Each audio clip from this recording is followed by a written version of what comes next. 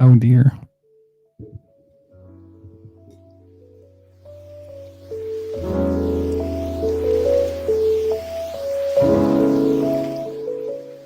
Welcome to the Tea Party with Marty Abernathy, a show by an ultra-feminine, meek, shy, totally unopinionated trans woman that seeks to listen to both sides and does not make fun of TERFs. You've listened to the show, right? You still want me to say this? Okay. Here's your host, Marty Abernathy. Yay! Did we make it? Did we make it in time? I think we did. I haven't had a drink, so I'm going to drink. Welcome to the Tea Party, everyone. You can go to Tea Party Podcast. Whoa. I just realized I don't have music. You can go to teapartypodcast.com if you want to help out. Join all the socials. Help me out. Tonight's going to be, I don't, to be honest with you, I'm not sure how long the show is going to be. Because I have a lot of content, but not a lot of it is. Specifically, to be honest with you, a lot of it is, how would you say? It's centered around controversy and farming, outrage farming, which it seems everyone's doing now. It used to be just the right wing was doing it, but now it seems like even the left wing is doing it. I'll be showing some of that tonight.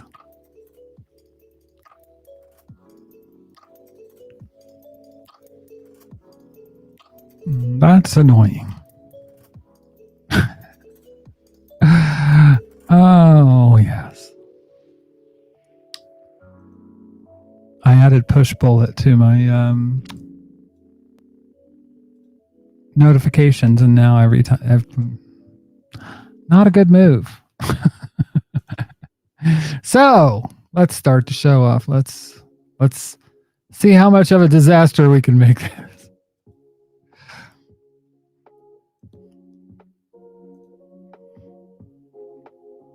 Oh, there I am. For a minute there, I was like, oh.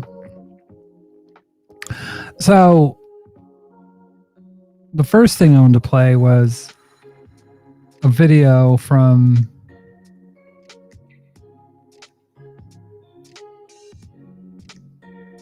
some random geek nerd teacher. Both roll in for the disaster show.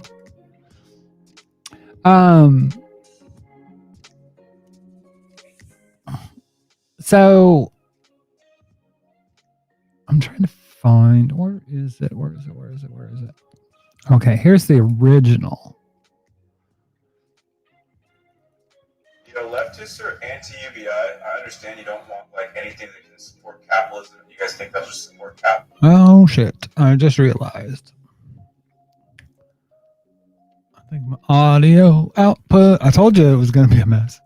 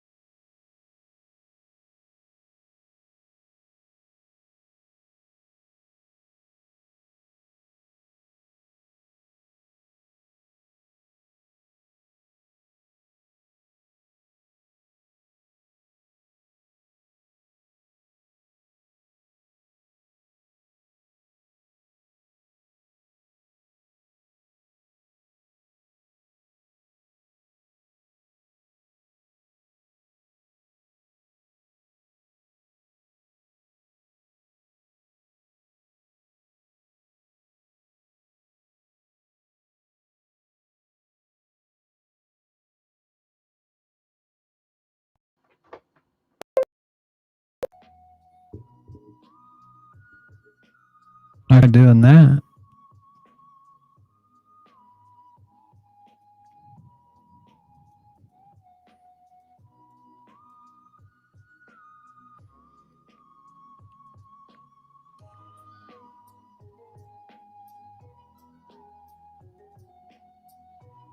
Hello. Hello. There's one thing. No, can we? I often wonder this too. Yay! Fuck. That scared the shit out of me. Literally, it was the USB thing. Anyways. So, I told you it was going to be a disaster show. I just had a feeling. All right, here we go. Yo, leftists are anti-UBI. I understand you don't want like anything that can support capitalism, and you guys think that'll just support capitalism. That's kind of like, you know, making the game a little longer. But the reality is there's tens of millions of people just in this last year who lost their jobs, lost their insurance, lost their homes, slipped into poverty. They need that help fucking yesterday. And further, you can utilize it for so many things to help take down the establishment. You know, people who can't actually boycott or strike because they need to put food on their table today, don't have that luxury. Wow, UBI might help them with that, for example. Think beyond the box. This is one of the worst takes I've seen on this, but I'm going to just not give you my take just yet. I'm going to play Retrowave's take. Yo, leftists are anti-UBI. I understand you don't want like anything that can support capitalism. Hey, what's up, dog? How's it going? Appreciate you. Love everything that you're doing. Have me back on your show sometime. I would love to stop by, give my viewpoint. But I do want to talk about UBI since you're talking about it in this video, and I want to talk about my viewpoint on it. I'm not going to come at it from a theoretical angle because, you know, that's just not how I am. But I will tell you why I personally am against something like UBI. I understand people are in need right now. I understand people need money right now. However, what I think UBI will do is develop a dependency on a state. And if that state's obligation is to continue to peddle the interests of the ruling class, then the people will never become class conscious.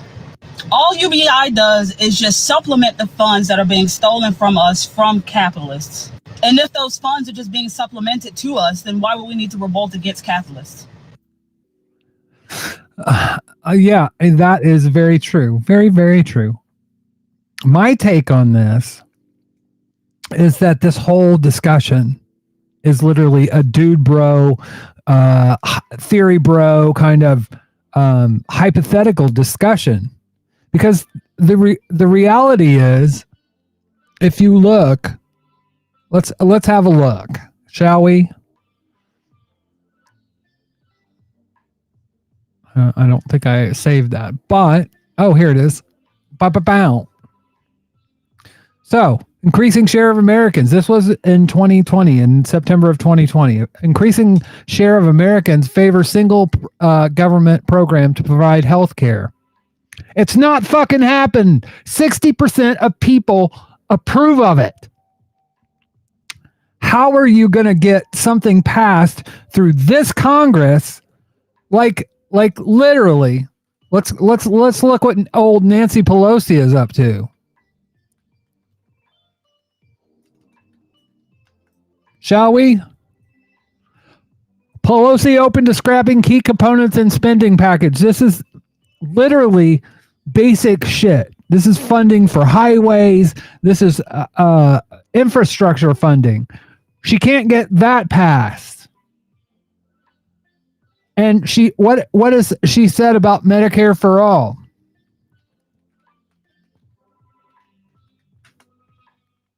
I'm not a big fan at all. I mean, shit.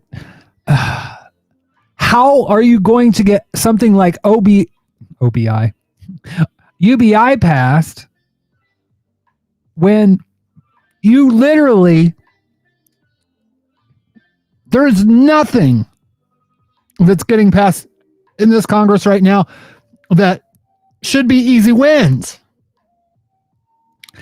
And let's listen to that video again from Mute the Media, because there's part of it that really kind of hit me.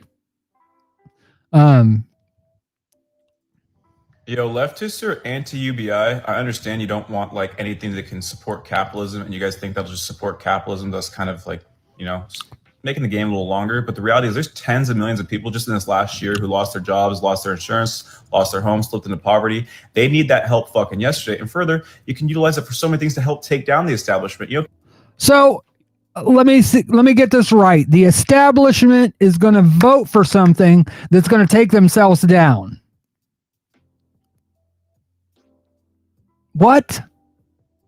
Like, I feel like this discussion is literally someone putting something out there so they can have these edgy fucking debates, which really aren't that edgy, but they don't do anything.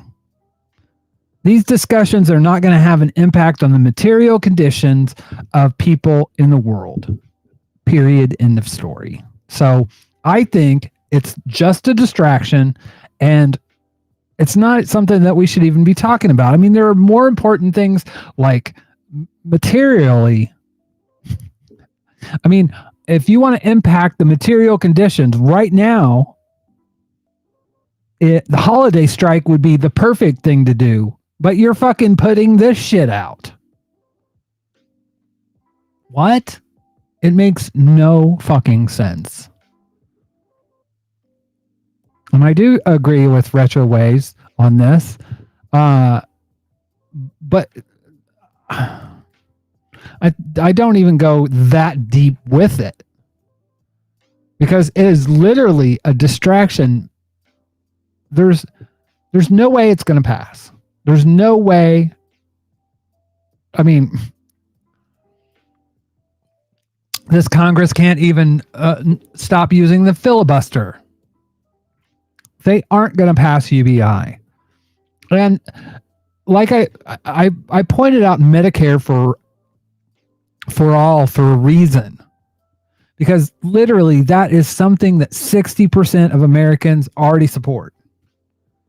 And you can't get it passed. At the end of the day, the Congress is a place for capitalists to get their agenda passed. And corporations being the main benefactors of that. It's just, it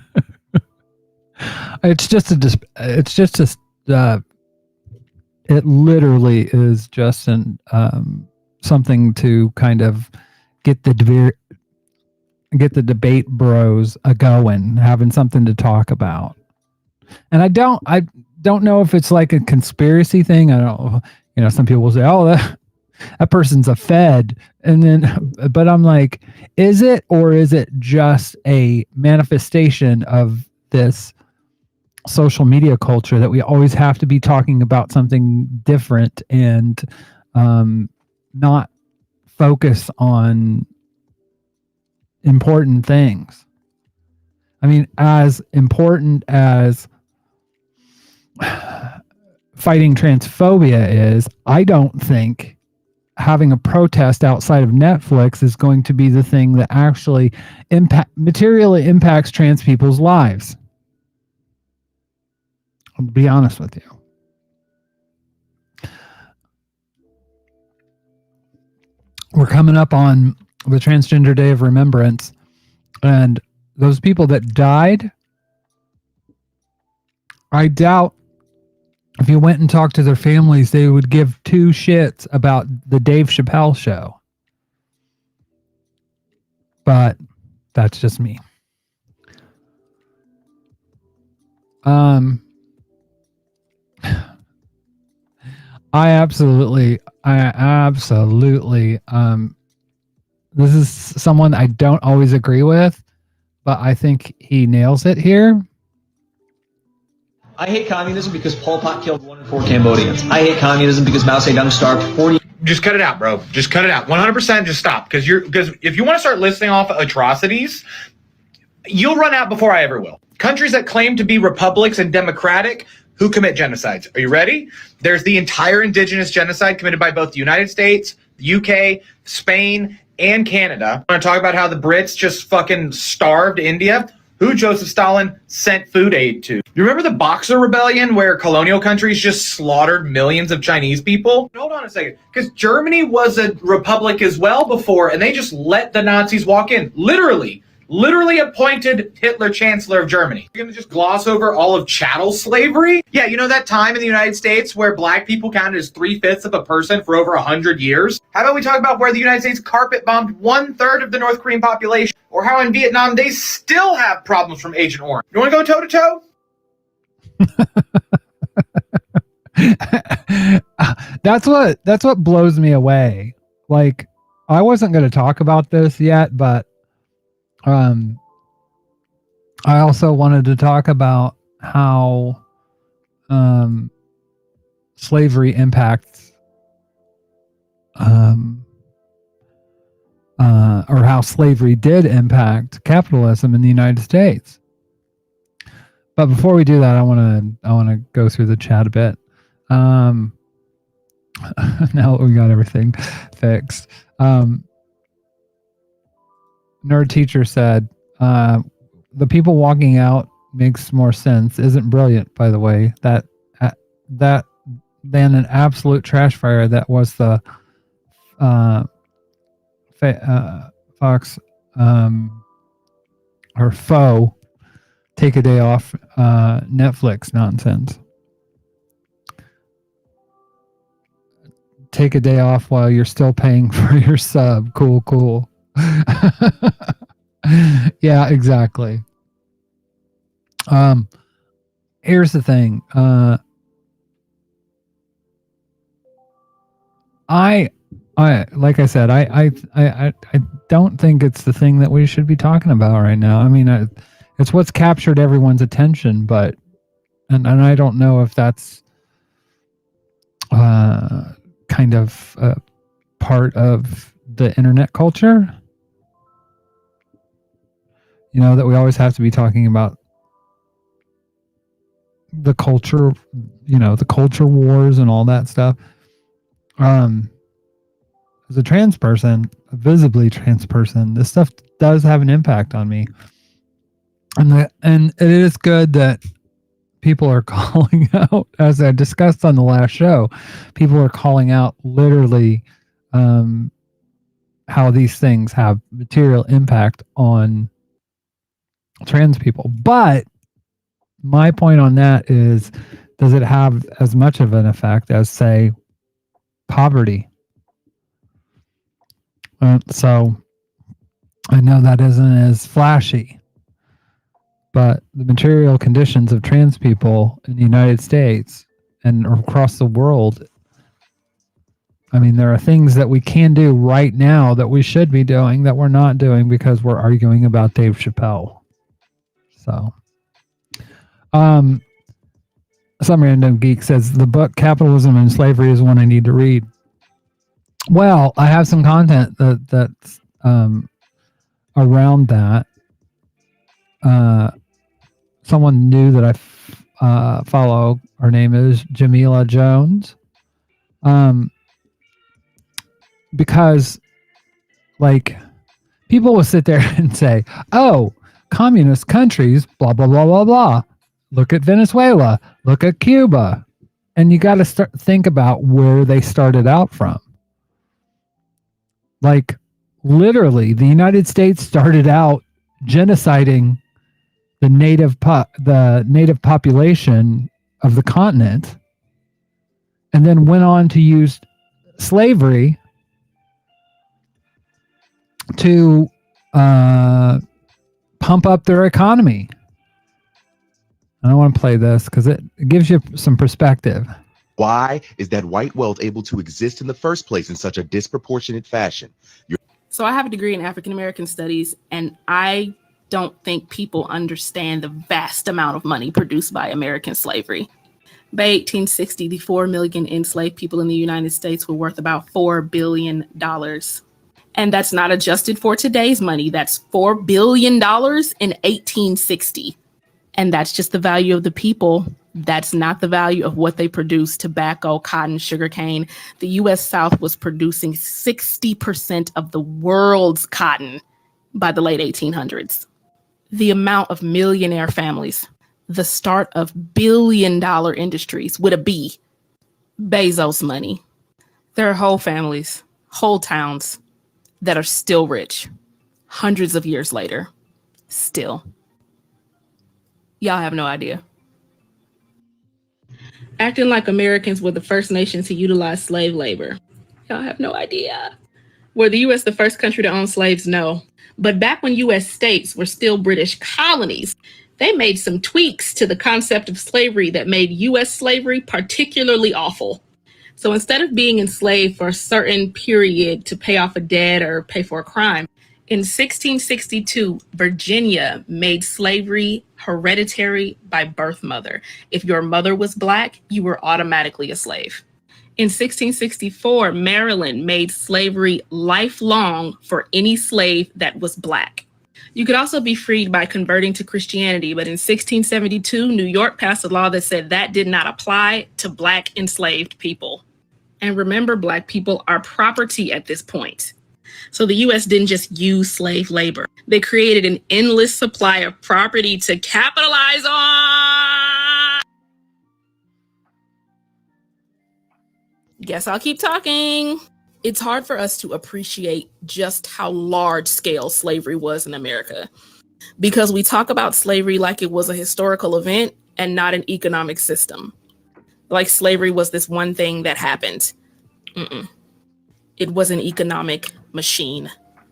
Just to give you an idea, we can all agree that Walmart and Amazon are not just stores anymore. They might have started out that way, but now they are machines. They have a life of their own, buying out other companies, billions of dollars in assets all over the world. You can even buy products on Amazon to start your own business. Walmart is the largest private sector employer in the United States. Amazon is gaining quickly. Walmart has 1.3 million American employees. Remember when I said by 1860 there were 4 million slaves in the United States? Yeah. So now imagine that no one at Walmart or Amazon ever got paid. Ever. And that happened for hundreds of years. And that capital of those people's work for hundreds of years went into the American economy.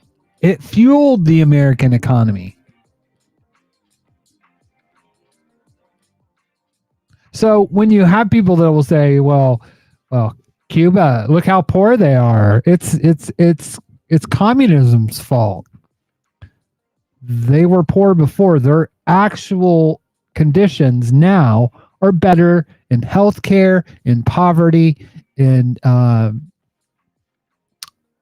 healthcare, in poverty, and education.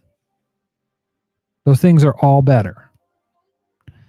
And again, I mean, people want to say, oh, Russia was a failure, or the USSR was a failure. If you look at where that country or where those countries were before communism, I mean, you can have an argument whether it was communism or not, true communism. But one thing I will argue with you on that is that there are no such thing. There's no such thing as a pure economy. There's no pure capitalist economy. There's no pure communist economy. They're all mixtures, you know? So, but that being said, America has been sustained on slavery and genocide. And that's just a historical fact.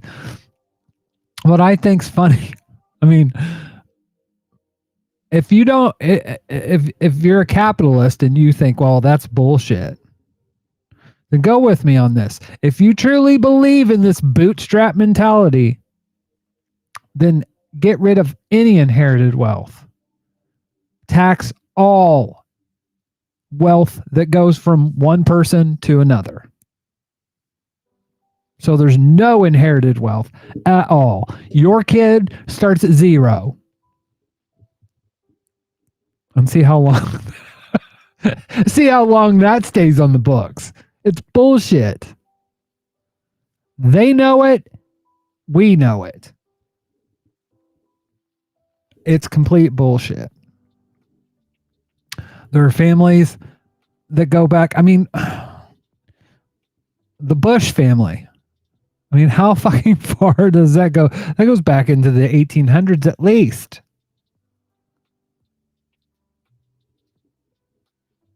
Some random geek says Walmart is the biggest employer in many rural states in the USA. And I can remember a time when you literally had businesses that went out of business on in the UK we would call the high street. But Main Street USA, there used to be businesses that were thriving. And Walmart basically came in and destroyed those economies. And sure, you can get some t-shirts $5 for $5.99, but those jobs are gone.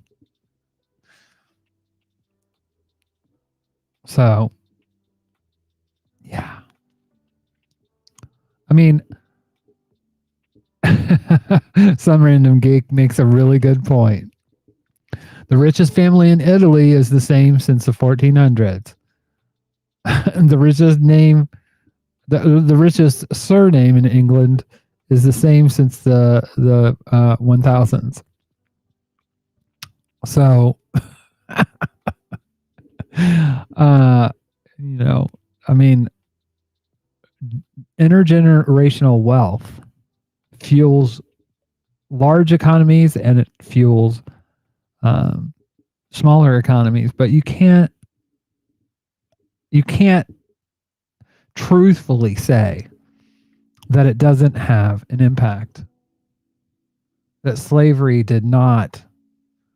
wasn't this huge like bank account that the United States put capital into for 2 decades. I mean, not 2 decades, 2 centuries at least.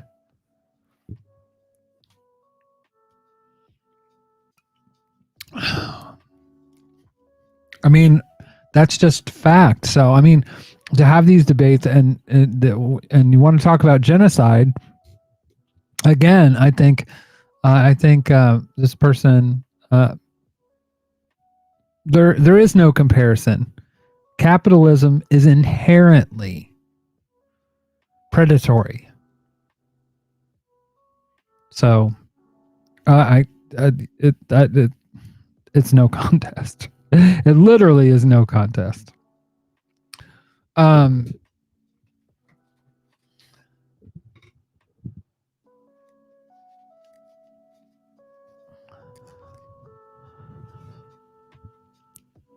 Nerd teacher says, "Oh, the Ferrero goons." Though Berlusconi had that position for a bit before they temporarily banned him from government. Jordan Joan P says Walmart tells employees to rat on each other's who start unions. Well, yeah. Can't have that. Can't have that at all.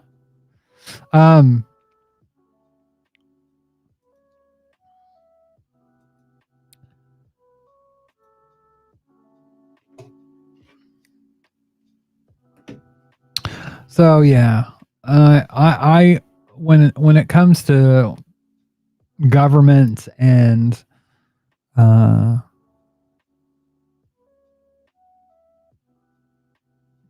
what form of government, you have to look at literally where they came from, what they came through. I mean, Russia before communism and after communism, 2 different things. And nerd teacher said this.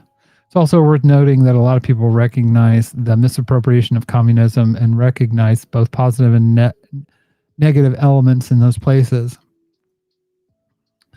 Like spend any time around people who are alive in Czechoslovakia. I think that's what that means. In the 1980s, they highlight the problems, but they are also like hell. Or here's all the good things we had. I honestly, the Russian people that I've known that lived under it, they aren't happy with the way things are now. And I'll say, did you have it better then? And a lot of them say yes. They were going to school. They were going to, had their housing taken care of. Those things now, it's just kind of sink or swim,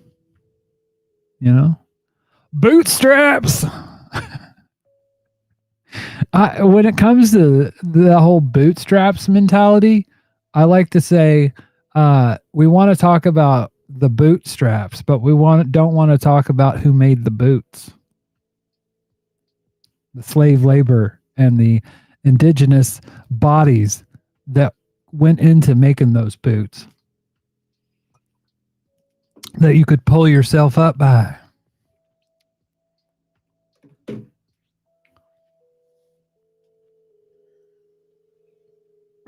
Anyways.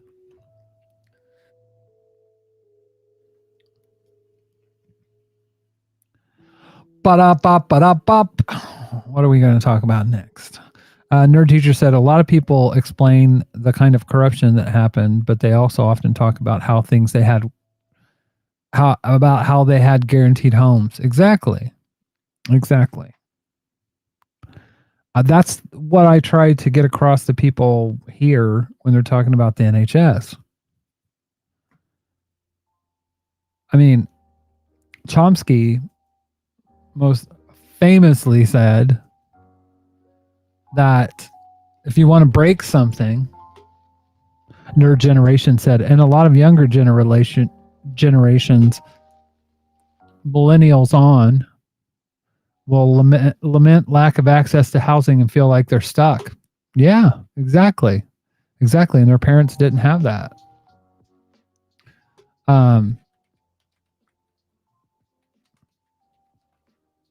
Some random geek says, when folks explain the capitalist system, they don't talk about how one start capital with or initially gets capital. Yeah.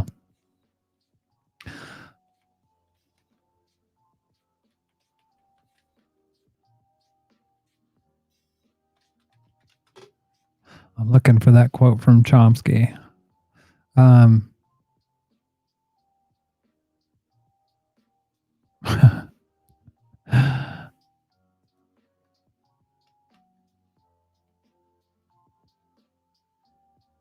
Anyways, it doesn't matter. Chomsky was saying the way you get things to fail is that you underfund them until they do fail. And then you have private equity come in, private corporations come in and basically sweep it into their pocket. And that's exactly, that's what's going to happen. Unless people wake up and smell the coffee. That doesn't make any sense, but because you're already awake, but and there's no coffee. So yeah.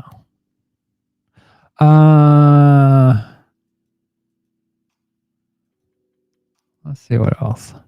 What else did I want to talk about? I want to play this a little bit later. I do want to be careful because we will have a trigger warning here in a bit if you have any problem with. For people who simply do not understand science. Oh, no. Okay.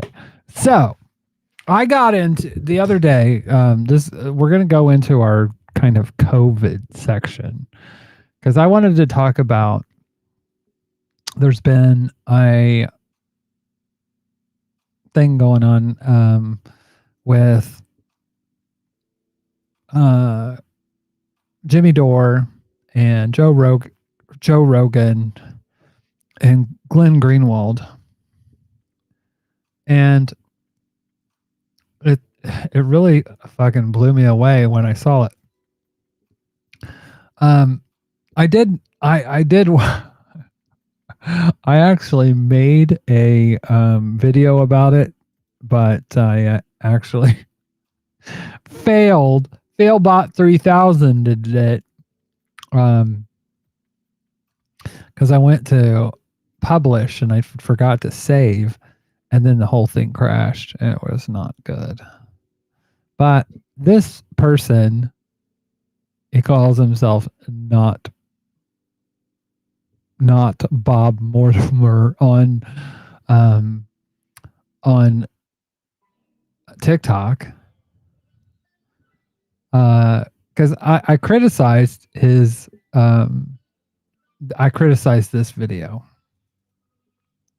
So you've heard of the online publication called The Intercept, I assume. eBay founder Pierre Omidyar provided the funding to launch The Intercept in 2014. This guy is one of the richest people in the world. Now, when it was founded, it was to much fanfare. Glenn Greenwald was one of the 3 co-founding editors of The Intercept at its launch.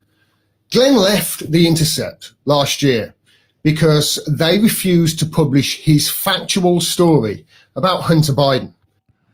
Actually, that is a lie. That's not true. If you go actually look, and this is the comment he made. Get out of bed and reread what I wrote. Greenwald is a tool. I'm not standing for ficking anyone. It sure sounded like it, but like this is literally what he said on Substack. These documents demonstrate, reported the Times, that the country's Hunter Biden, James Biden, and their associates plan to target for deals overlapped with nations where Joe Biden had previously been involved as vice president.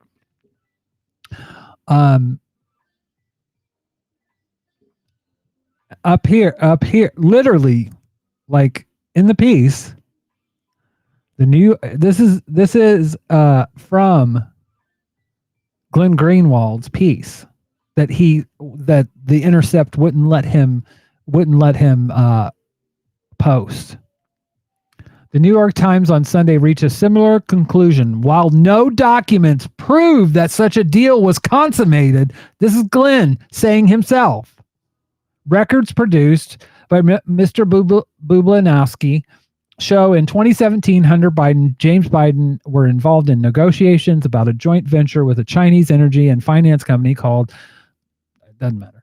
And then it continues on that they were angry, citing his family's brand as the reason he is valuable to the proposed venture. That has nothing to do with Joe Biden.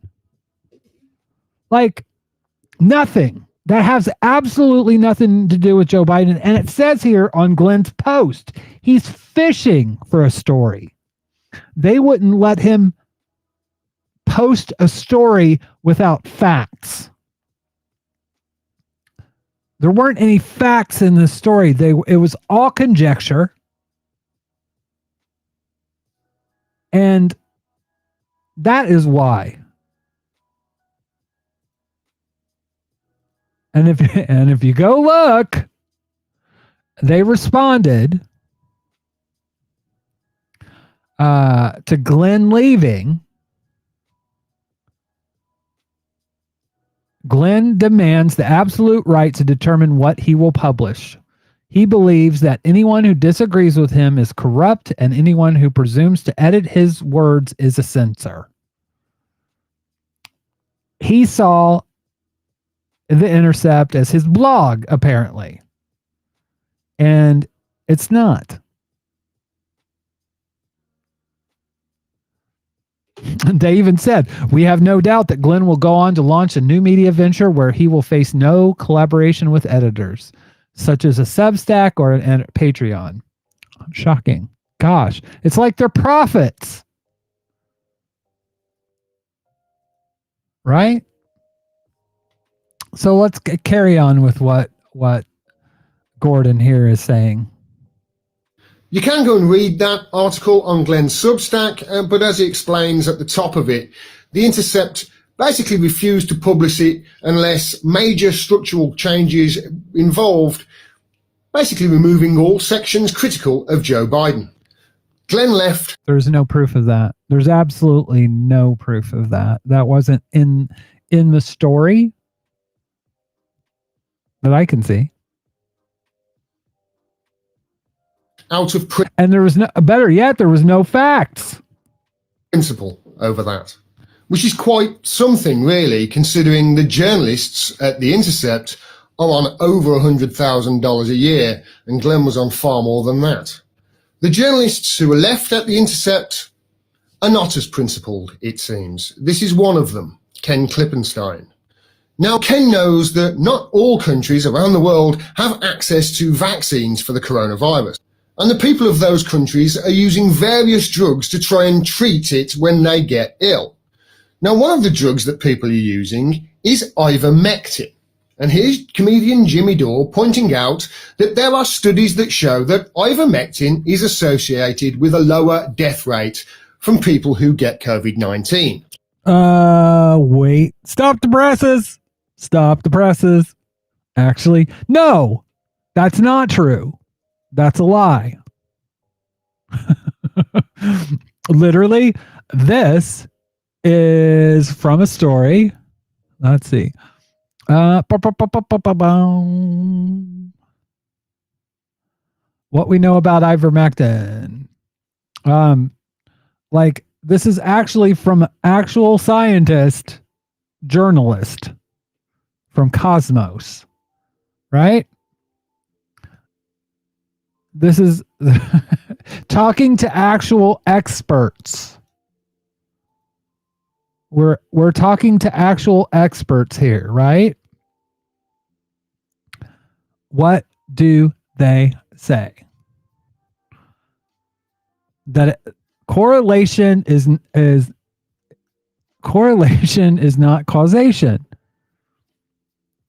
That the point here is really makes it. You can show that drownings increase after ice cream consumption, but it's not because of full belly. It's not because of a full belly of ice cream cramps your muscles. It's because both events are common in the summer.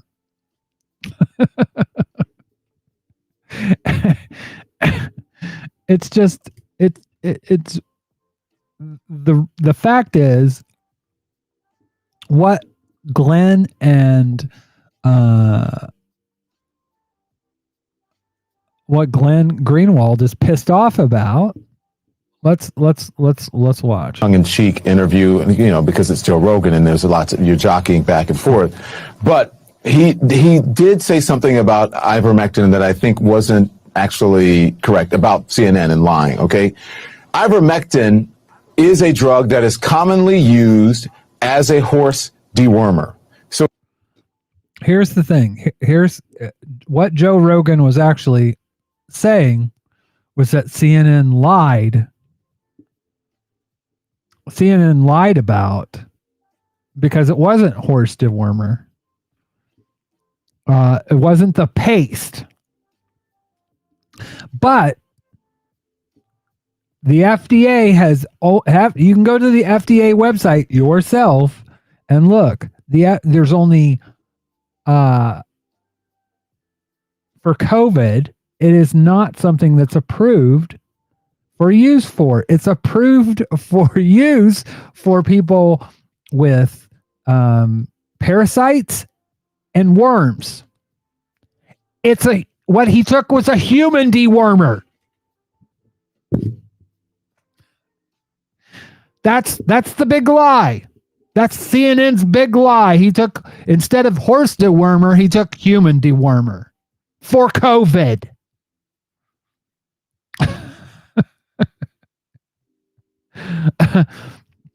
And here's Glenn Greenwald.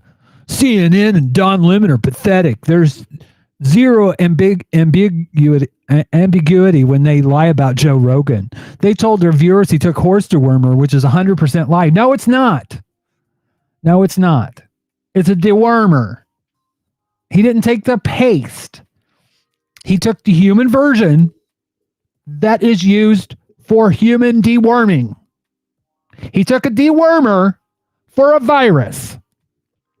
Now you can go look, and there are studies that will say that it has some impact virally, but there is no conclusive evidence that ties ivermectin. And again, when you look, when you read, and I encourage anybody that wants to go read this story. Like, she talks to actual experts about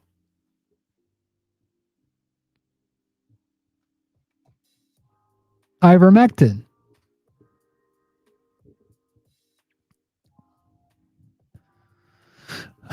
I mean, it's absurd. The argumentation here, and literally,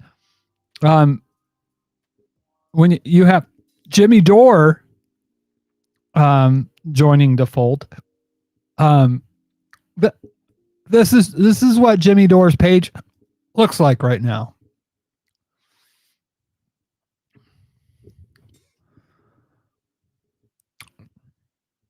This is what it looks like. CNBC shills for Pfizer propaganda. I mean, this is all. I mean, who does this remind you of? Does this not remind you of right-wing chuds? COVID surges in vax communities. Not true. Most of the people dying right now from COVID are unvaccinated. Jordan Jones B.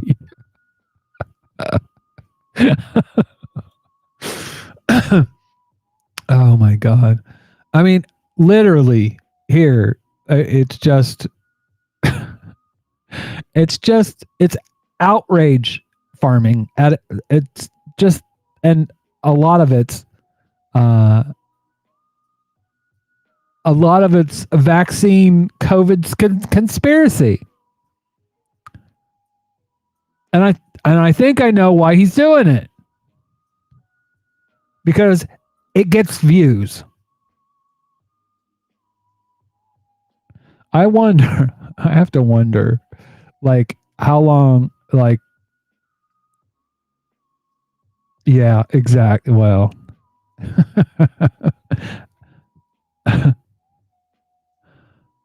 I'm curious, like, because I just saw some COVID bullshit.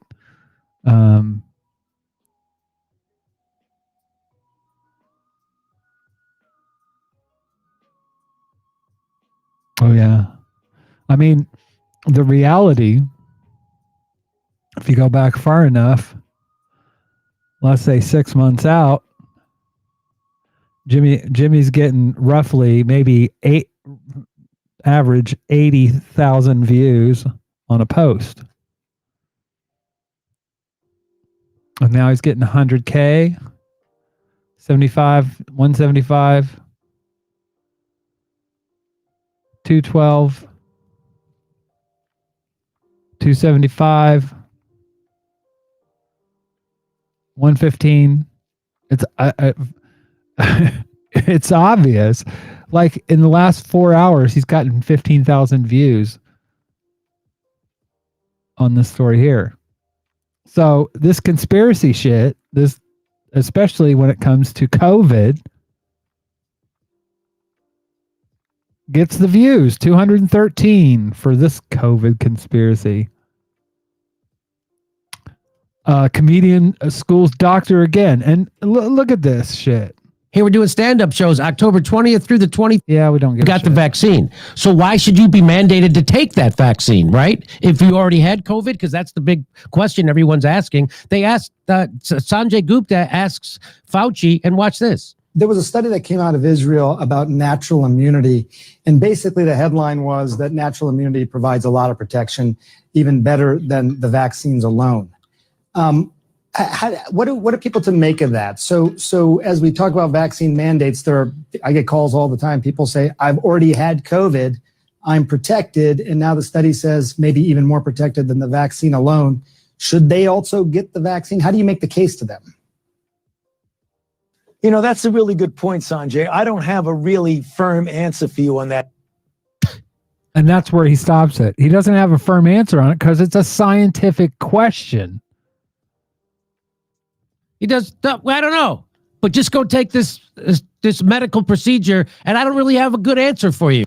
This medical procedure, it's a fucking vaccine. It's a vaccine in the same. It's been approved. It's safe. In the same way that the MMR is safe, in the same way oh God. Like, so Joe Rogan, anyways, I'm not gonna fucking sit here and play all his fucking videos because it's absurd. But one thing that I will point out, he lies. Watch it. Ivermectin has been proven to treat COVID. Can we talk about ivermectin? Yeah. Wait a minute. Here we go. He's saying he's never said that. Now, did you hear me say that ivermectin has been proven to treat COVID? Can we talk about ivermectin? Yeah, sure. So I covered it, what they did in Mexico City, and ivermectin seems to be a drug that not only treats it, but it will prevent you from getting it. I never said that, did I? I didn't say anything like that. They said they misquote. They make up a straw man. They say I said things I didn't say, and I'm going to show you that. And it's about ivermectin. Dore commented on ivermectin's effectiveness against COVID-19. No, I didn't. No, I didn't. Widespread distribution of ivermectin proves effective in Mexico against COVID-19. This has been suppressed. Didn't say any of this. This is completely made up. You saw what I said about COVID-19. And now we're finding out that ivermectin treats this COVID. They're making it up. This fact check should be censored. So now you know why I have a popular show. Now you know why I have to go to Rumble. He has to go to Rumble. And for those of you that are not familiar, Rumble is basically the Parler or Gab version of YouTube. He's literally joining the right wing over on YouTube, on their right wing YouTube, ChudTube.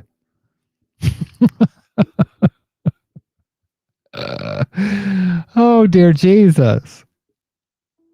So let's get back to Glenn, shall we? Or let's get back to Gordon, shall we? Now, Ken knows that ivermectin is not a horse dewormer. Yes, it is. Ivermectin might be in horse dewormer. Yes, it is. And when humans get it, what is it? It's a human dewormer. Well, he knows that ivermectin itself is a drug. What? It honestly seems like all Kenny's doing for his 100K salary at The Intercept is trying to intercept the truth. The truth? Like that it's a drug? I mean, that was an astounding piece of nothing.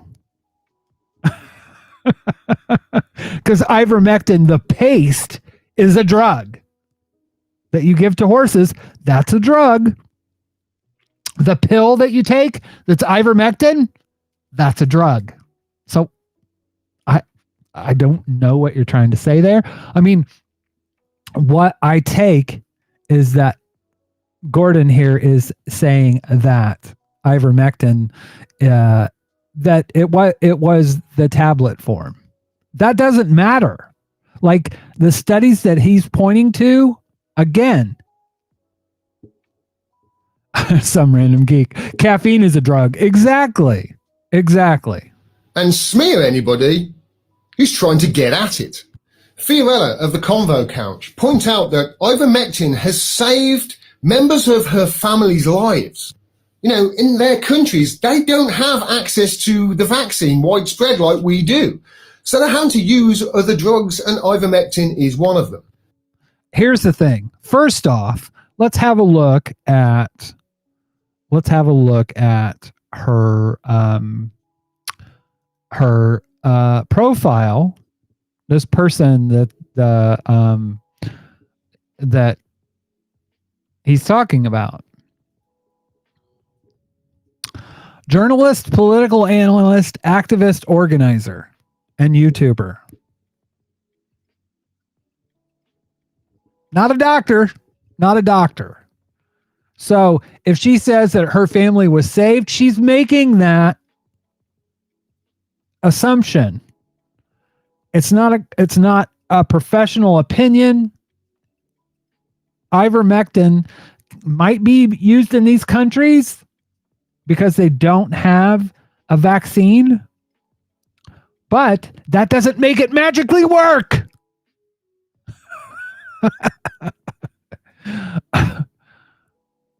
And in response to her saying this, he responded by digging up, I think, a decades-old DUI on her and posting this. Like I say, it seems some journalists at The Intercept are not as principled as Glenn Greenwald. Here's the thing. This is the one part in this that I actually agree with. They should fire him for doing that. That's undisputed. I agree 100%. And that is something that should be done post haste. But to smear everything that The Intercept does. This is what journalists at billionaire-funded publications are doing for their six-figure salaries. So basically, if you're one of the people that are stupid enough to subscribe to The Intercept, just stop it. So literally, let's have a look. Let's go over to The Intercept right now. Ba-da-ba-ba-da-ba. So if you look at their content, because I mean, basically, look at what he says here. They are not on your side. They are on the side of big business, billionaires, and corporations. Oh, really? AFL-CIO leadership tries to block affiliates' vote on endorsing BDS. Morocco's intelligence apparatus fuels a crackdown on dissent. Bolivian government says Haitian's president assassinations were part of a plot to kill its own leftist leader. You know what? It's odd. It seems like what he's saying is not true. But I wonder why he's trying to smear The Intercept, because, I mean, it's a valid criticism to say that they should fire Ken Klippenstein, right? I agree with that, but to say that Intercept is in the pocket of big business, why would you say that? Well, I actually have thoughts on that issue.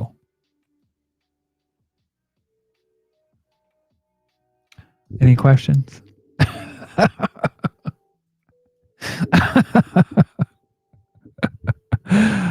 Oh, yeah. He's your friend. It's like it's a big fucking leftist boys club. And they're shilling for whatever dollars they can in any way that they can. They don't care if the nonsense that they're spreading kills people.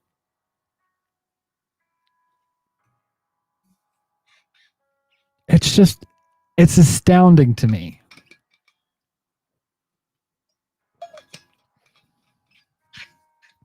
It pisses me off because, like, literally, this is the scummiest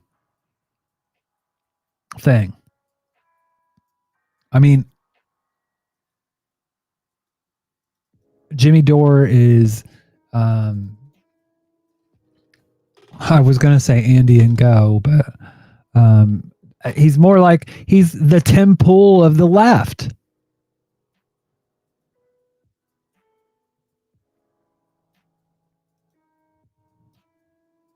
And that's why we need to support independent media, truly independent media, trying to get to the truth, like Fiorella Isabel. Like Fiorella Isabel. Ivermectin saved my family's life when they didn't have access to the vaccine. That is not factual. Now, I mean, there is an interesting story here. And that is that there are antibodies. So let's have a look at that.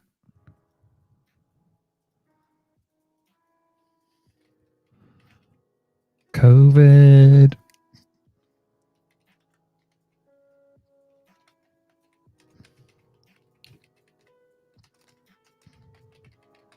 Because Joe Rogan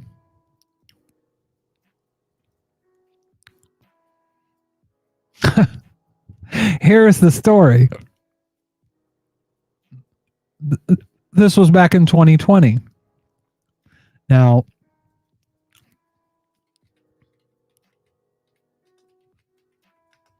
there's a medicine called Regeneron.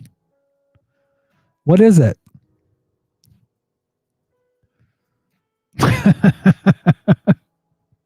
It's the same site. So, literally, there are people that get Regeneron when they've gotten COVID. After they've gotten COVID. So, who are the people? People like Joe Rogan. People like Donald Trump. They get Regeneron. That's an awesome question to ask. Why is it that these rich people are getting Regeneron and people that are dying in the hospitals are not getting it? But they aren't asking that question. No. They're having a debate on whether ivermectin for people is a dewormer.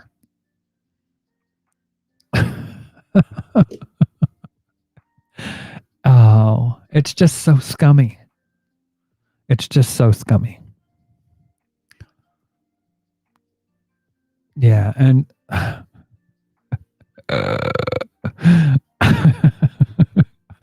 love the internet because, like, literally, I didn't say it.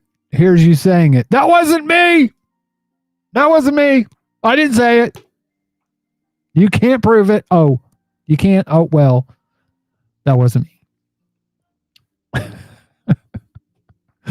Oh, for the love of God. So, yeah.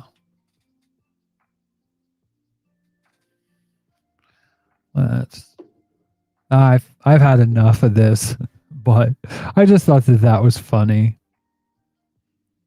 But the guy hurt my feelings. Told me to get out of bed because I do some TikToks in bed. I wake up and I see this bullshit and I'm just like, this is crap, you know? So I just make TikToks and some people don't like that apparently. But yeah. Seems like old Gordon is fishing. The Gordon's fisherman.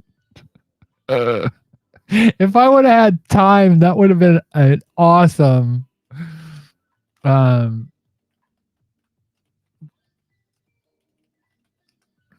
my God. Oh my God. I could have easily photoshopped his face in there. and then changed Gorton's to Gordon's. Trust the Gorton's fisherman. Anyways, because he's sure fucking fishing. Well, I don't know for what. Maybe Glenn to come on his show.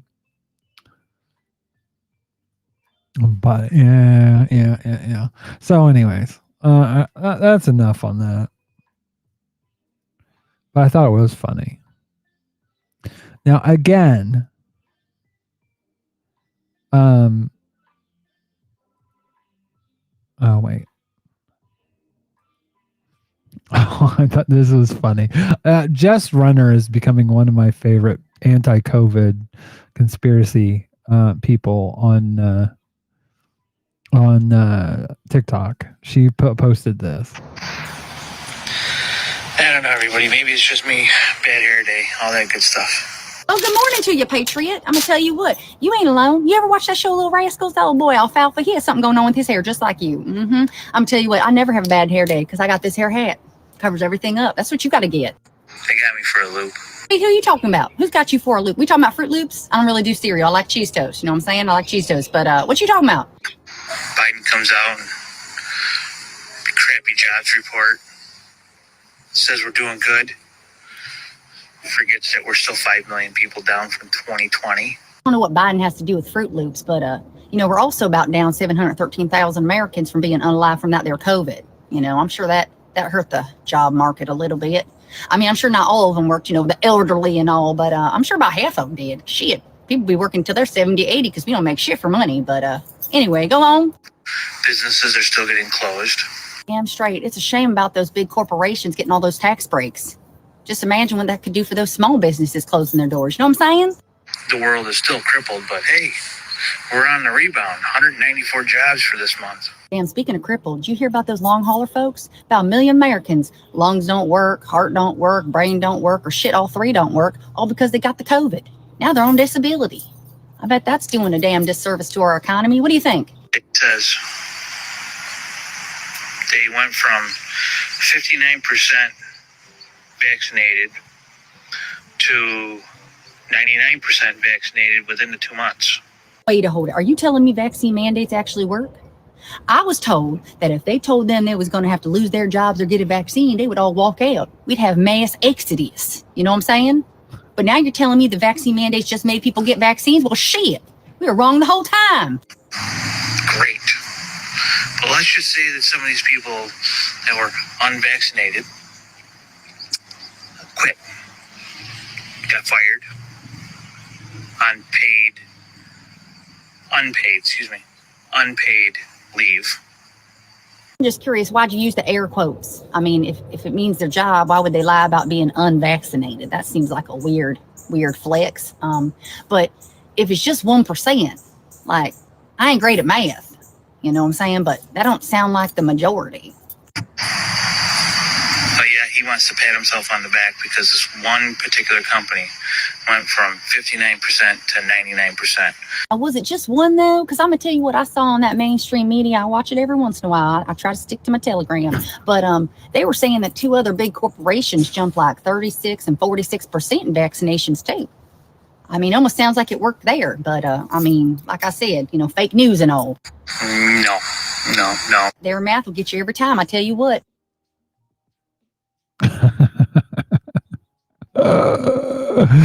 Oh, Lord have mercy. So yeah. I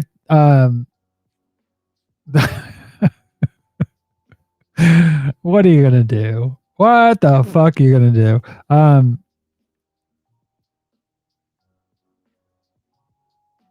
So yeah. Oh boy. Oh, and this.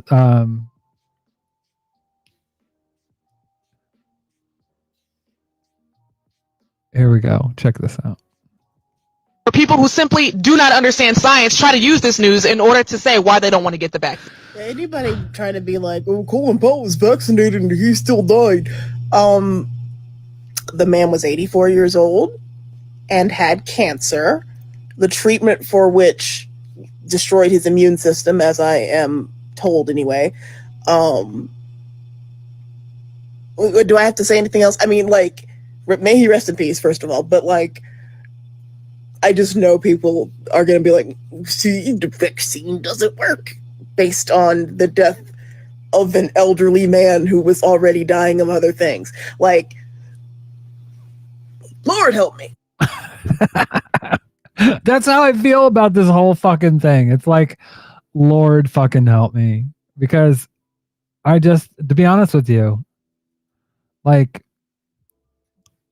when it comes down to it, it's one of those, to me, it's one of those things that, like, this just shows that people don't understand what odds are. No one has said if you get the COVID vaccine that you will 100% not get it. And that if you're elderly and you get the COVID vaccine and you have cancer, that you won't get it. No one said that.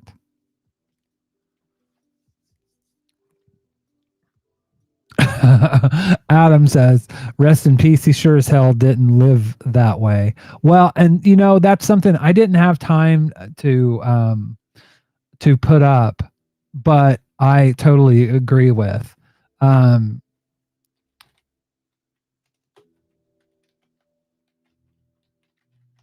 see if I can find it.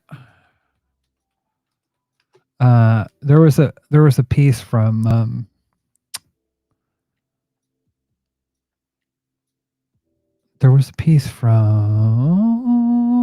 what was that? I was gonna say The Intercept, but it's not The Intercept. It's Al Jazeera. Let's see if I can find it.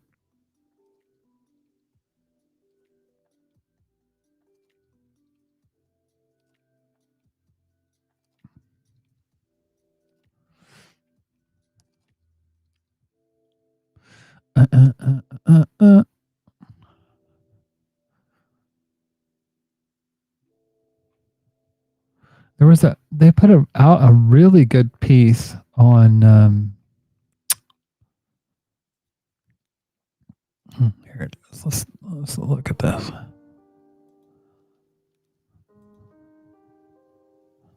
General Powell, thanks for being here. Thanks for your time. No, actually, I don't want to play the whole thing, but there was a piece where they talked about his support of really fucked up, not just the Iraq war.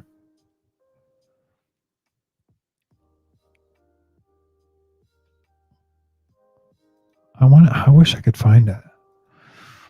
I wish I would have had it for tonight's show, but like, he supported really fucked up things that happened in Vietnam, and it's just like, what?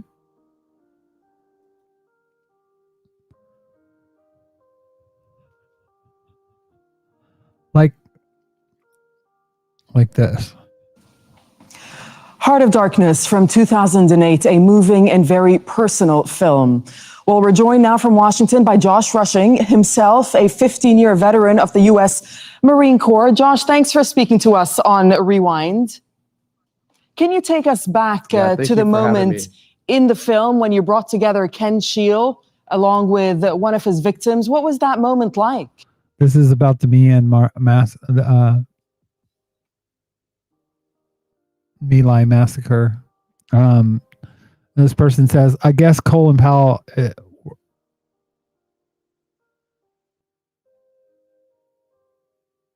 that he helped cover up here we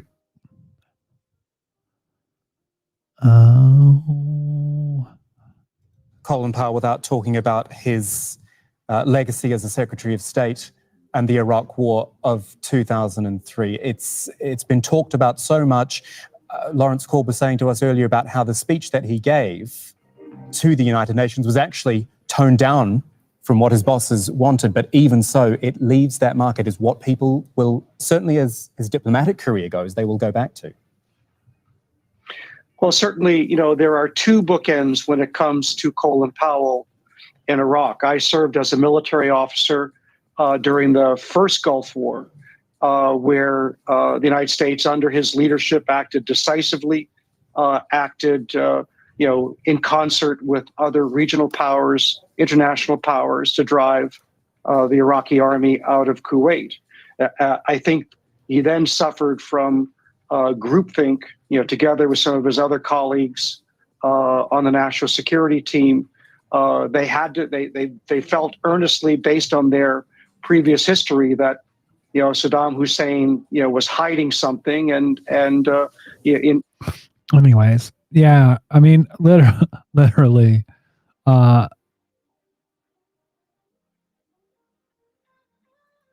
here we go. I think this is it, actually. This is it.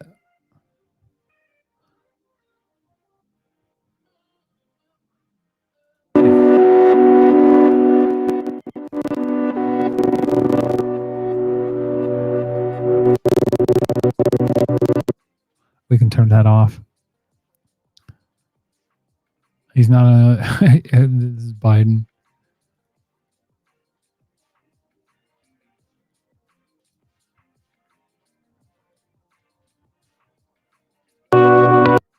Yeah.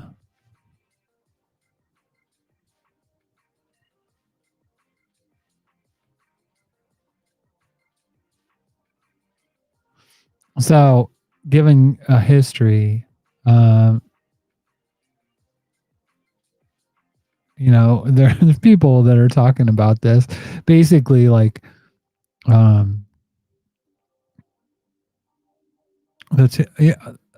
there are other things. I mean, it's not just Iraq. Anyways,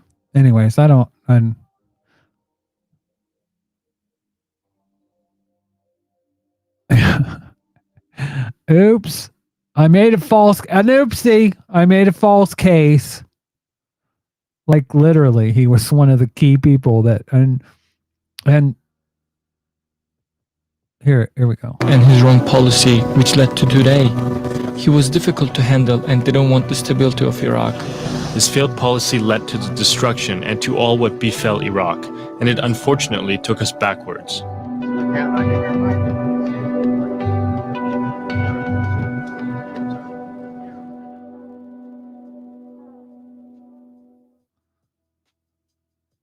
So, yeah. So, havendo número regimental, declaro aberta aqui. No, we don't want to hear that. I mean, I do, but yeah. So, I mean, but to sit there and say that, like, oh my God, he died of COVID, that means you shouldn't get the vaccine. I just think it doesn't make a whole lot of sense. Now, the last main topic that I'm going to cover, I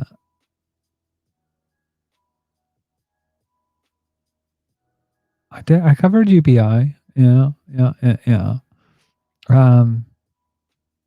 Is toxic femininity. I saw this from Antifa Cog. And I thought it was pretty. I am a feminist, and I'm going to respond to this anti-feminist video. Yes, I agree, bad men exist, but these men are created, not born. And I'll tell you what's causing this: toxic feminism. What feminism does is simultaneously teach women to detest masculine traits in men, but cultivate them in themselves. Well, it really doesn't, but at this stage I just want to highlight how quick she was to blame women for the existence of bad men. So, for instance, a man that cheats is trash, but a woman who cheats is a bad bitch. So apparently cheating is a masculine trait, which is an interesting starting point for someone to attack feminism from. I don't know where these feminists that advocate women cheating are, but I can't say that I've ever met them. But the biggest problem with feminism is that it makes women reject their feminine traits, so they no longer want to be loyal or nurturing. I'm not sure loyalty is exclusively feminine, but feminism isn't a rejection of femininity in women, but their empowerment in femininity or masculinity as they choose. As a result, we're breeding a generation of men who no longer aspire to provide, protect, and most importantly, respect women because they can access them and replace them. Doesn't that make those men disloyal? So to recap, women are disloyal and uncaring, and this is women's fault. And men are disloyal and uncaring, and this is also women's fault. I think there might be a few flaws in your logic here. And this is the open bookshelf on TikTok posted this little quickie, and I thought it's an endless procession of disappointments. A guy posted, says, in today's society, men should do more child rearing because they can. It's also it's not men's fault that women are expected to hold jobs. That's feminism. She literally, It's an endless. she says, getting men to see the difference between feminism and capitalism. But she went on to post this. So this is for feminists, for women existing on the internet. What is the patriarchy? Let's clear this up, because if you, like me, have had certain people intentionally misunderstanding this concept all up in your comment section all the time, feel free to duet or stitch this just to save on time. First up, for those asking who the patriarchy is, come now. Don't you think that if the patriarchy were a person, so let's say a man, or a group of men, don't you think that all of those radical feminists that you're always going on about would have assassinated them by now? Like, if dismantling the patriarchy were as simple as popping off a few men, we would all be off living our best lives right now and no one would have to talk about feminism anymore. But that's not how it is, because patriarchy is a system. Just like electoral democracy, just like a legal system. Can you see democracy? No, but you can see its effects and you can see the institutions that bring about those effects. So, like a peaceful change of government is an effect of electoral democracy, the effect of a patriarchal system is that men collectively hold more power than any other group in society. So which institutions then make that possible? Let's start with a historical example that we can all agree on. Let's go back to 1736, where the Chief Justice of England wrote that it's legal for a husband to R-word his wife and face no consequences. This is called Hale's Rule. And it's a legal institution that gives men, so husbands, the power to force women, so wives, to have sex with them. That's the R word. Now, marital became illegal in 1993, which dismantled one of the institutions that made the patriarchy possible. And we can all agree that's a good thing. Unfortunately, just like elections are not the only institution that make electoral democracy possible, Hale's Rule is only one of the institutions that makes the patriarchy possible. Now, just like Hale's Rule, the decriminalisation of rape allows men, who account for 98% of all rape and assault in England and Wales, to wield physical and psychological power over women, who are the most likely to be sexually assaulted. Here are the sources if you want to pause to read. This is terrorism. And again, you can pause to read the definition. I will do some underlining here. Statistically and anecdotally, very real threat of rape forces women to behave in certain ways to protect themselves, ways that reinforce men's dominance over the public sphere. So whether or not you are a rapist, as a man, you hold this power over men. That is the patriarchy. And again, this is just two institutions that hold up the patriarchy. There are more. Men not being given equal parental rights as women forces women into childcare roles. More men holding positions in government reinforces male perspectives on policies like the decriminalisation of rape, which disproportionately harm women. If you want us to shut up about the patriarchy, dismantle it.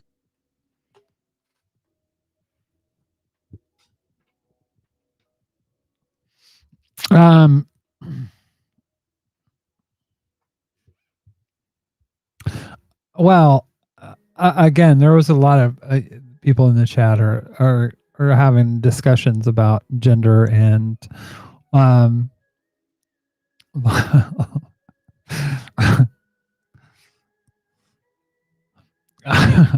I do think she was generalizing, yes.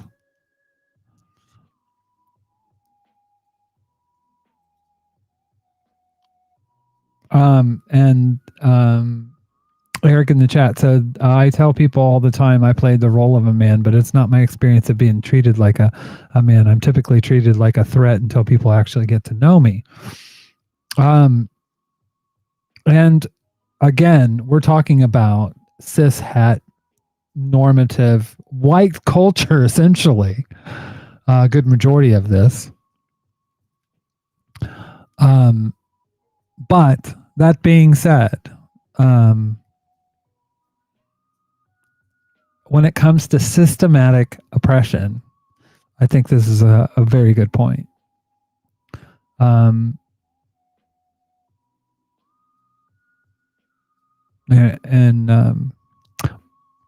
Apartment APT 420 INC. I want to know what that means, by the way. I think I know what the 420 means. And children are most likely to be sexually assaulted. Agreed.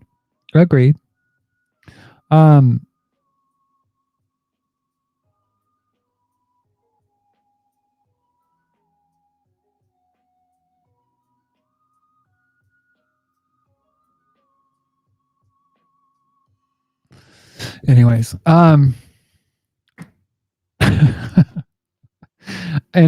I'm gonna keep going.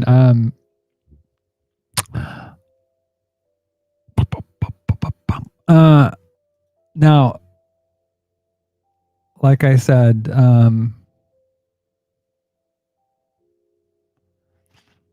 well, some random geek said, as Bell Hooks says, it's not just the patriarchy, it's the white supremacist patriarchal capitalism. And I don't think that's too much off the mark. But that being said, I did now I'm going to play, I'm just telling you right now, trigger warning, anything to do with seeing surgical things, blood and guts, look away now. But doing this and this. It says, for mothers who have already have full lives and who were assaulted or cannot afford to have a child. So trigger warning for miscarriages. But I wanted to address this video. Sean has been going back and forth, basically trying to use her God and her morals to justify being pro-life or anti-woman. I just wanted to point something out, though. So you believe in a God that does this to babies. Is that correct? As well as this. See, the images I just showed were spontaneous abortions, aka miscarriages. And yet you fully support those because God allowed them to happen. You know, God, he's so great. And they happen at a rate of about 750,000 to 1 million per year in the US alone to women, sometimes your God is so great it kills babies. Without them even being aware they were pregnant. However, you have a problem with women who acknowledge they are not financially, emotionally. So God can abort babies, but man, you're a sinner. Or physically prepared to carry a baby, and you judge the fuck out of them. Make it make sense. I just thought that was so on point. Like God is an abortionist, and that's okay. I think of Bill Hicks talking about, I have wiped entire civilizations off of my chest with a gray gym sock. That is special. But yeah, God is good until he's aborting fetuses. And then, yeah. So I have Lauren, I don't know if I played this already, but I'll play it again.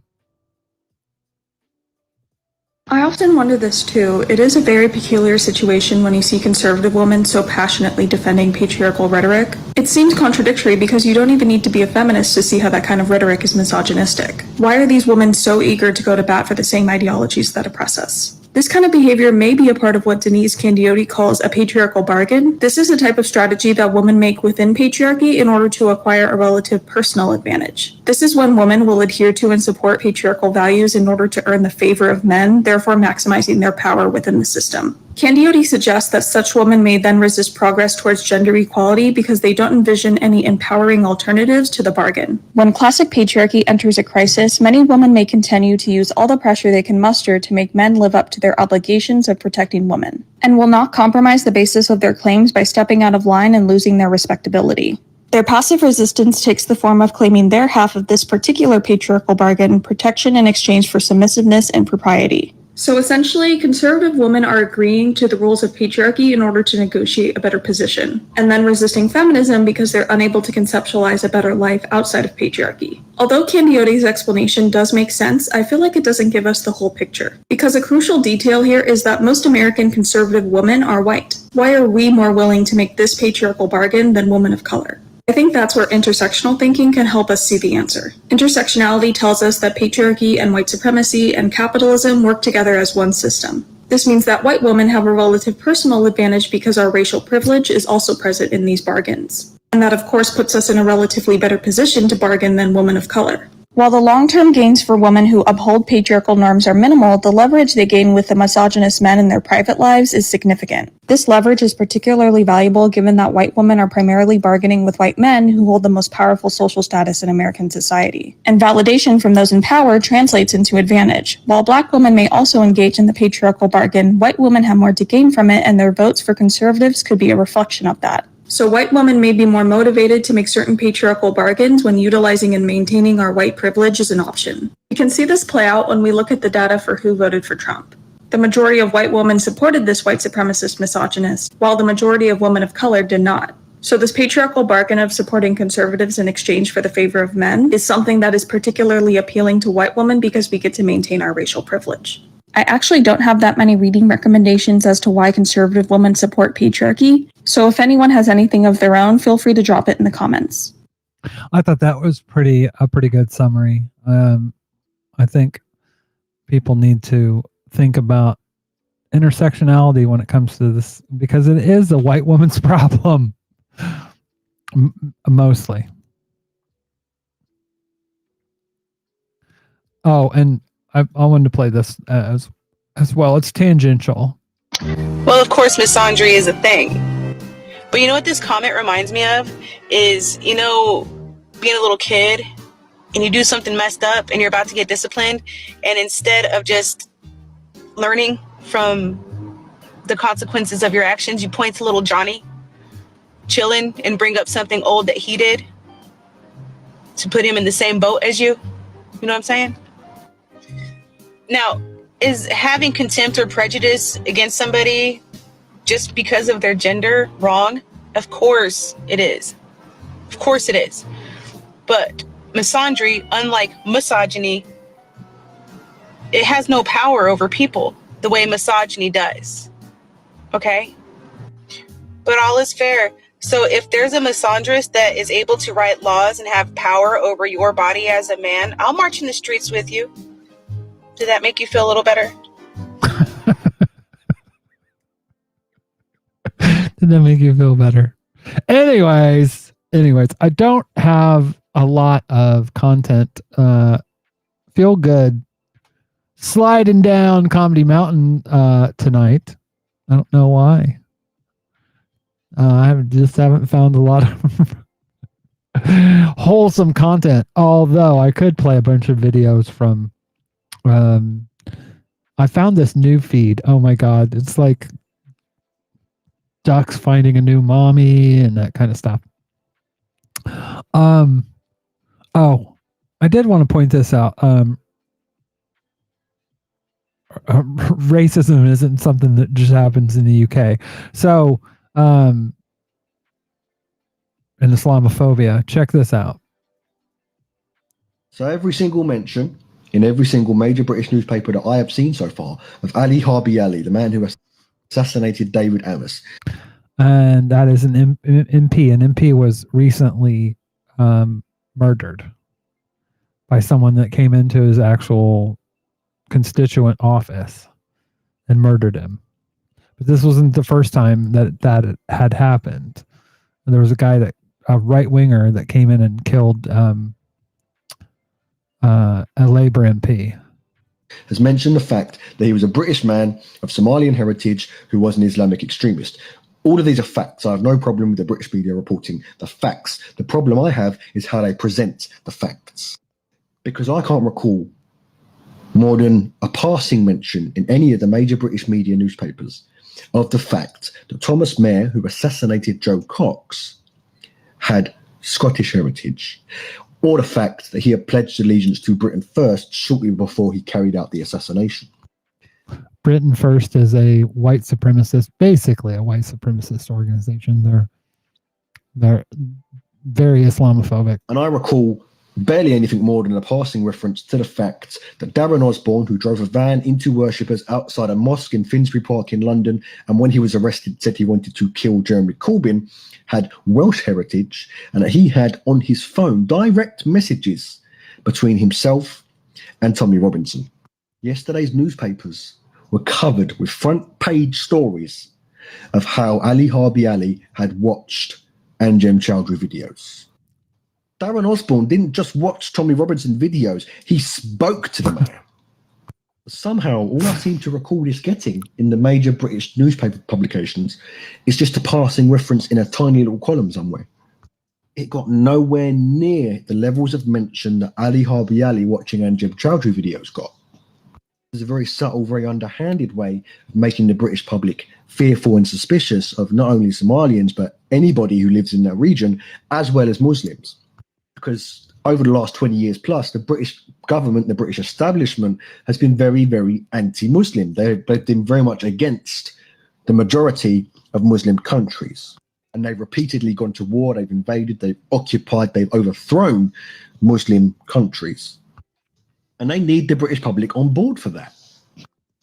And lobbying between media tycoons and politicians happens all the time. I think that's called manufacturing consent. Ministers are always meeting media tycoons. So effectively what's happening there is the media is acting as the mouthpiece for the British government. And what's going on is that they're preparing for the next involvement overseas. And they're preparing to send young men to die in a war for the interests of the British establishment. And of course, they have to sell that war. So they will sell it as in the interests of national security. And how do you sell that? Well, you pump the newspapers full of stories about how Muslims and people from Somalia, etc., are killing us. It's how you convince people that Muslims are the threat, that the Middle East is the threat. It's called manufacturing consent. Yeah. And Chomsky wrote a whole book on it. So totally agree with that. Also, look at what the Tories are doing with that murder. Mark Francois decided to take advantage of the murder of Tory MP David Amos to clamp down on free speech. I suggest that if we want to ensure that our colleague didn't die in vain, we collectively, all of us, pick up the baton, regardless of our party, and take the forthcoming online harms bill and toughen it up markedly. So let's put, if I may be so presumptuous, David's law onto the statute book. The essence of which would be that while people in public life must remain open to legitimate criticism, they can no longer be vilified. So he's planning to make it illegal to describe politicians as if they're the bad guys on social media. Well, the UK is currently sitting on 150,000 deaths from COVID. We had the highest excess death rate in Europe in the first wave. And this is the attitude to medical expertise that Mark Francois was expressing on the 1st of February, 2020, 2 days after the first confirmed coronavirus case in the UK. The Royal College of Nurses, the Royal College of GPs, the Royal College of Radiologists, the Royal College of Midwives, and the British Medical Association, which represents over 140,000 doctors across the UK, say that Brexit will be bad for the NHS. What do you say to them? No, that's an opinion.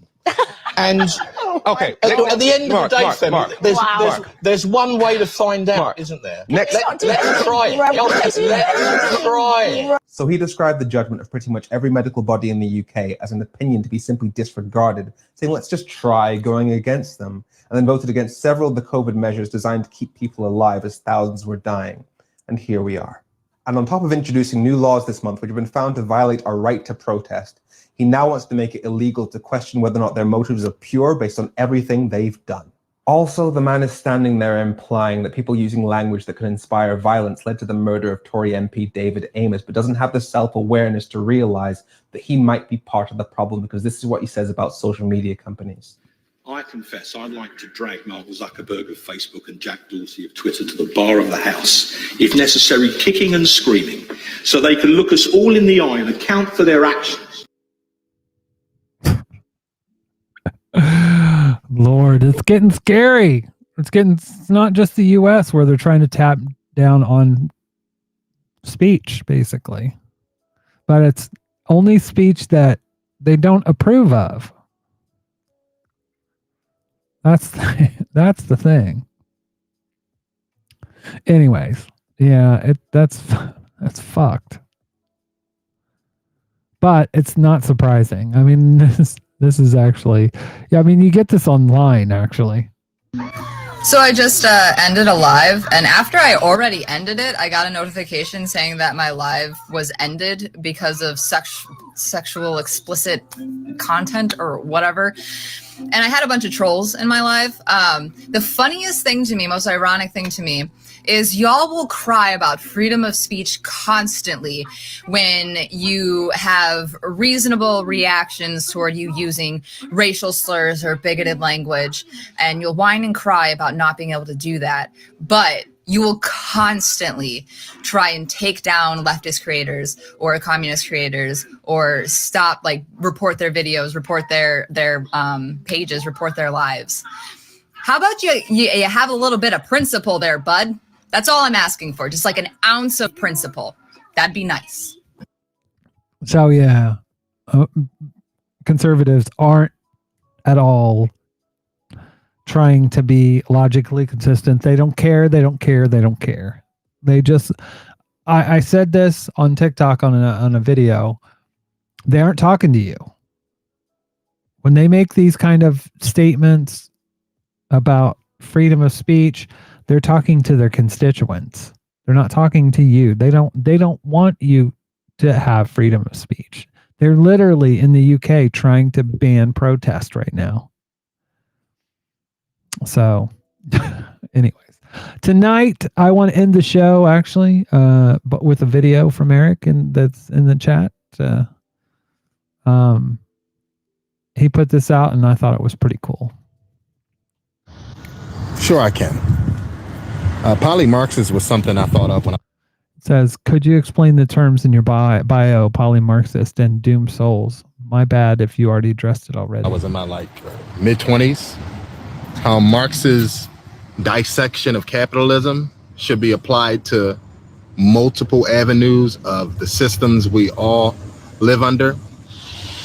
And the doomed souls thing is simply a reality of how I look at the world. You see, no matter what our political ideology, our religion, our race, our creed, under these systems of oppression, we are all doomed souls. Accepting this reality has been one of the prime motivators in my life. You see, if it is our destiny to die an early death under systems of oppression, then the least I can do is go down fighting and defending as many people who are affected the same way by these systems of oppression. Hope that explains it. So yeah, I think that says it all. Solidarity, Eric. Some random geek in the chat says,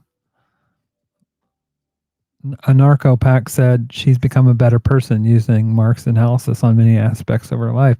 And I think, when I sit there and thought about it, like from the perspective of like polyamory and system, relationships, like, and seeing how those systems kind of work, and how kind of, I don't know, like monogamy. I am a monogamist, but it's a monogamist. I'm a monogamist out of my own nature rather than anything else, because I was in a committed long-term relationship with someone who's poly. And so we were in what's called a V. And I realized in that it wasn't for me. But that being said, it made me do a lot of thinking about why I felt the way I did about a lot of different things. So having this kind of analysis on different aspects of your life, I think it's helpful. It's helpful. So anyways, y'all have a good night. I will see you on Saturday. If I have content. But yeah, take care of each other, love each other, support each other. Stay hydrated. And if you want to, go to charitylinks.page if you want to help out with some mutual aid. You can also join